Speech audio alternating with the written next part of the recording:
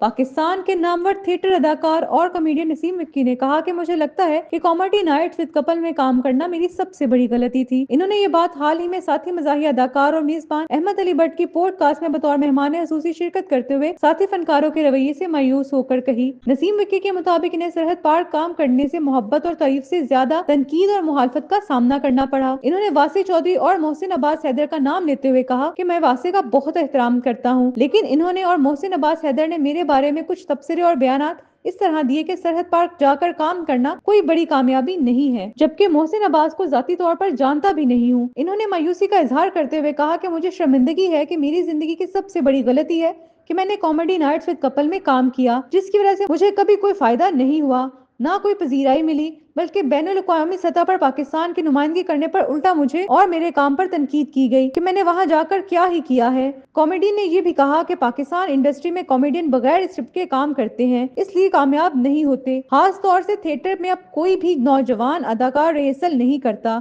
यही वजह है कि गुज़िश्ता 10 बरस में कोई नया टैलेंट कॉमेडी के मैदान में नहीं उभरा।